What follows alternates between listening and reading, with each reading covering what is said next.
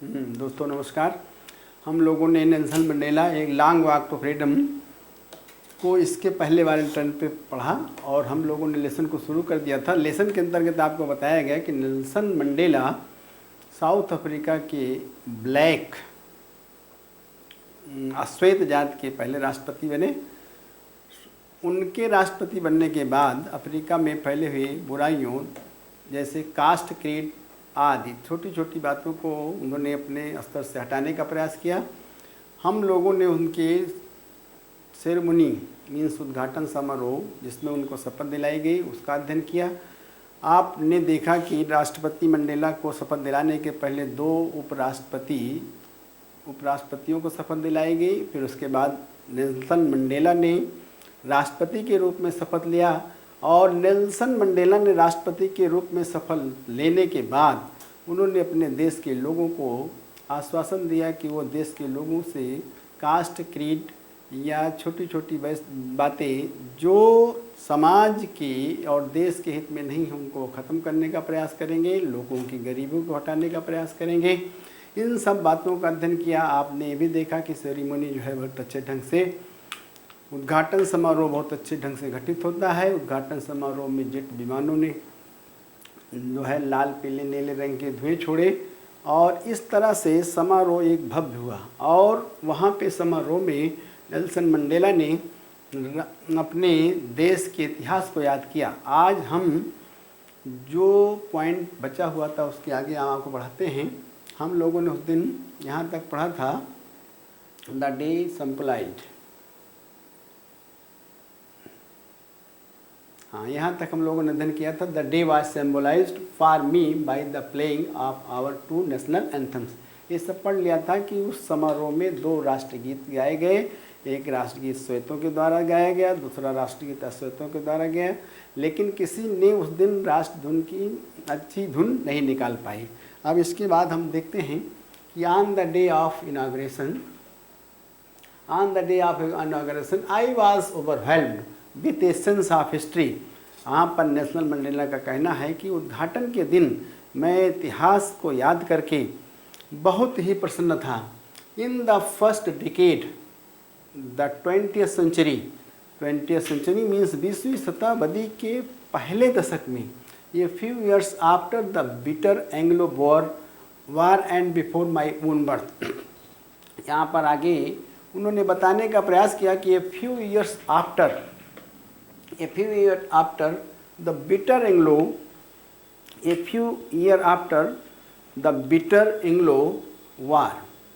Bore war and before my own birth. उन्होंने बताया कि मेरे जन्म से पहले और बिटर एंग्लो वार मीन्स कठोर एंग्लो वार के पहले। आगे देखिए, the white skin peoples of South Africa patched up their differences and erected a system of racial domination against the dark skinned peoples of their own land।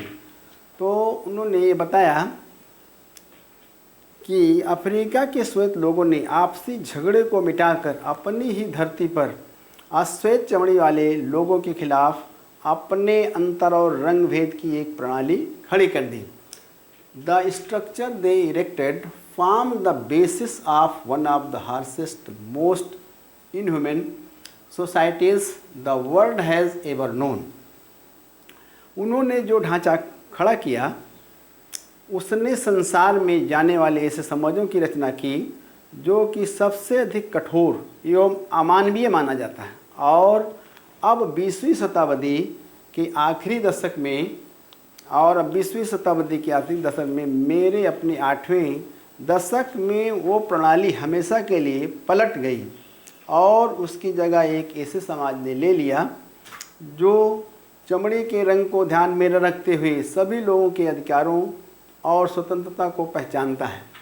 The day had come about through the unimaginable sacrifice of thousands The day had come about through the unimaginable sacrifices of thousands of my people people whose sufferings and courage can never be counted or repaid.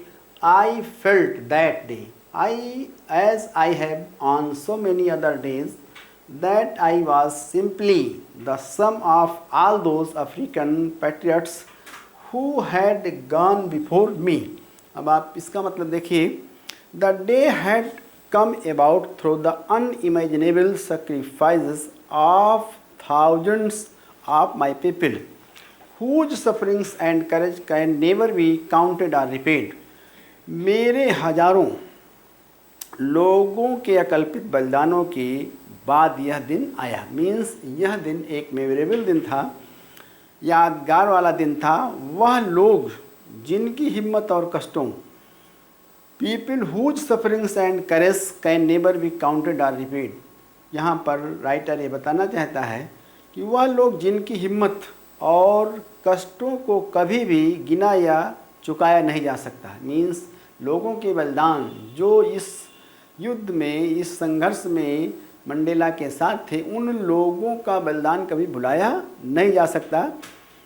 मुझे उस दिन, आगे देखिए, मुझे I was simply, I felt that day as I have on so many other days. मुझे उस दिन ऐसा लगा जैसे आगे भी बहुत सारे दिन लगे थे, मानो मैं उन सभी अफ्रीकी देशभक्तों, I was simply the sum of all those African patriots. Patriots means होता है देशभक्त, those who died for his country. African patriots who had gone before me. मानो मैं उन सभी अफ्रीकन देशभक्तों का जो कि मेरे सामने शहीद हो चुके थे। वह लंबी और पवित्र रेखा समाप्त हो गई। The long and noble line ended and now began again with me. वह लंबी और पवित्र रेखा समाप्त हो गई और अब मेरे साथ फिर से प्रारंभ हो गई। लास्ट में देखिए, I was pained that I was not able to thank them and that they were not able to see what their sacrifices and had wrought. Mandela ने यहाँ वर्णन किया कि मैं उन बातों को, उन लोगों को धन्यवाद नहीं दे सका। मुझे इस बात का बड़ा कष्ट रहा और इस बात से मुझे हमेशा कष्ट रहा कि मैं उन लोगों के बलिदानों को यहाँ पर नहीं गिना सका, न याद कर सका जो उन लोगों ने किया था। आप फिर से देखिए, अब मेरे साथ फिर से प्रारंभ। मुझे दुख इस बात का था, मंडेला ने कहा कि मुझे दुख इस बात का था कि मैं लोगों को धन्यवाद नहीं दे सका और वे लोग यह दृश्य नहीं देख पाए कि उनके बलिदानों ने क्या प्राप्त किया।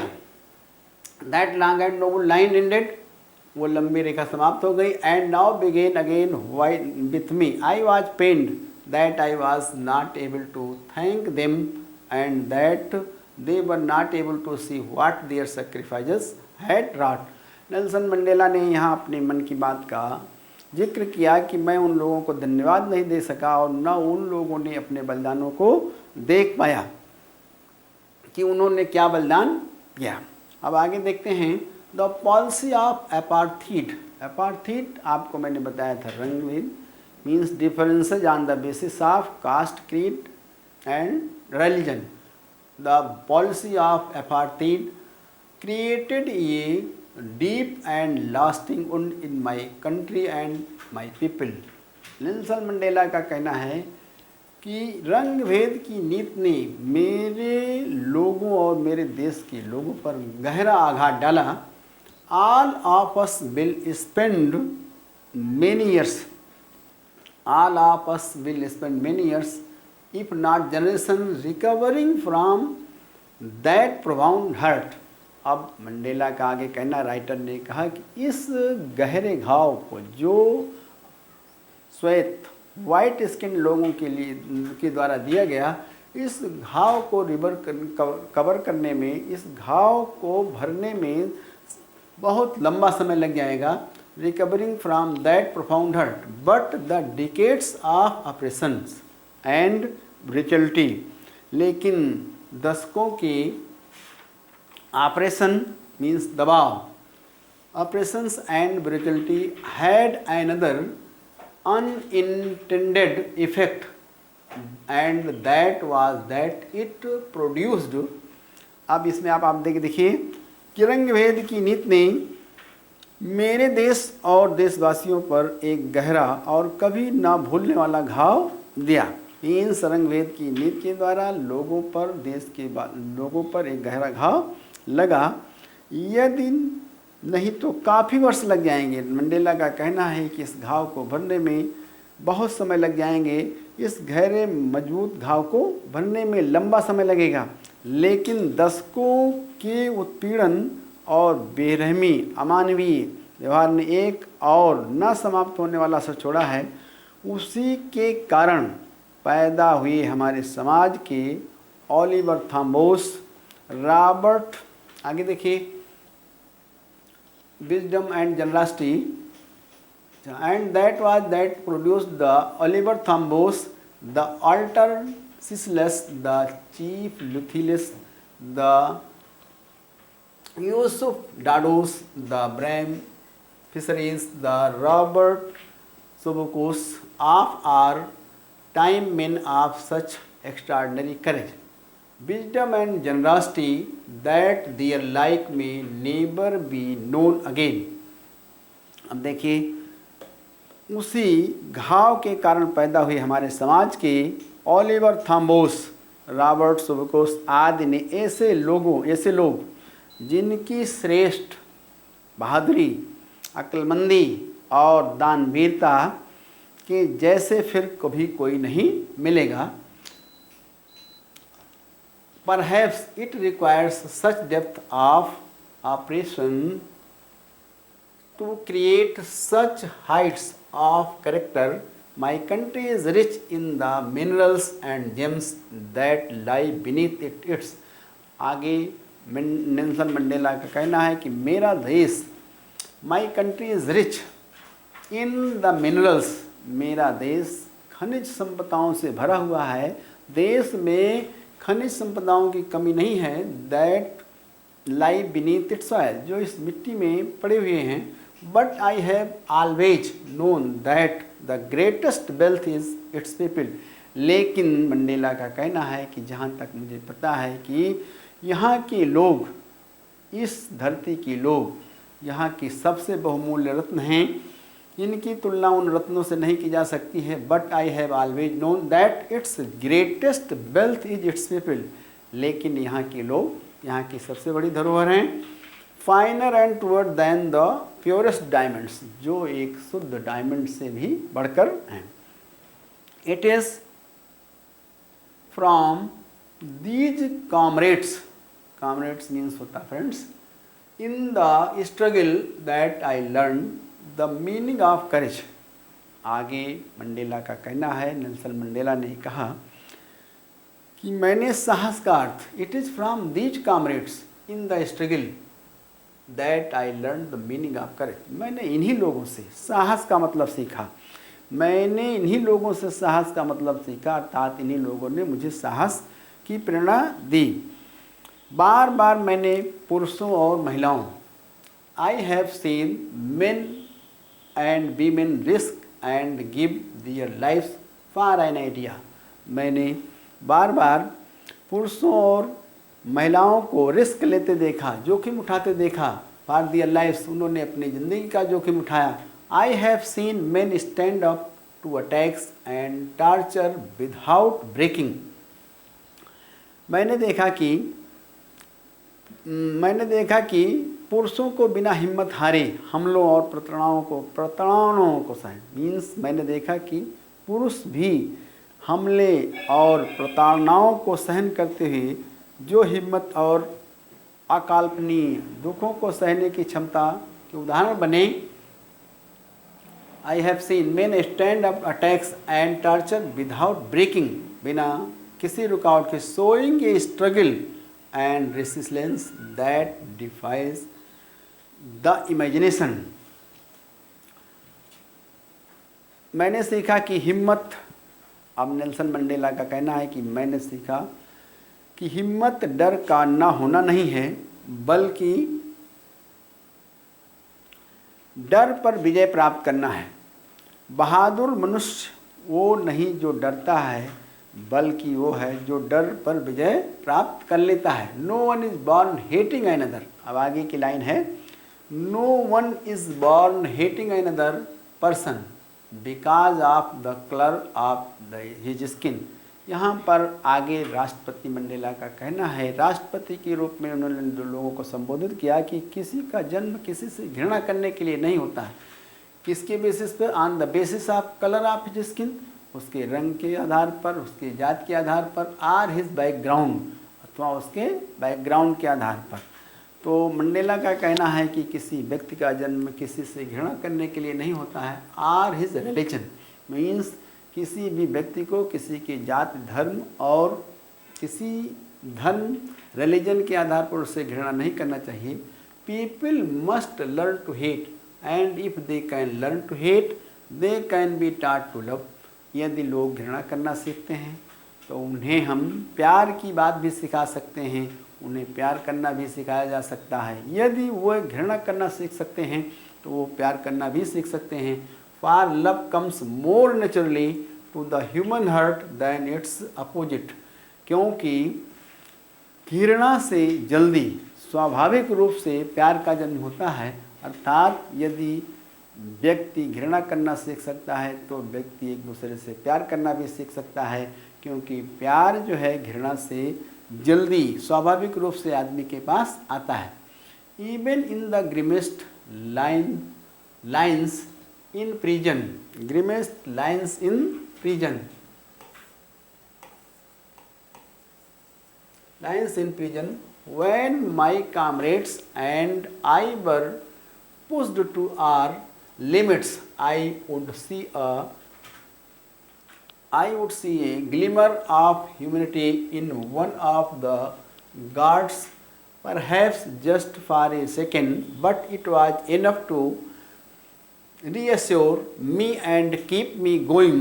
Man's goodness is a flame that can be hidden but never extinguished. अब आगे देखिए, no one is born hating an other.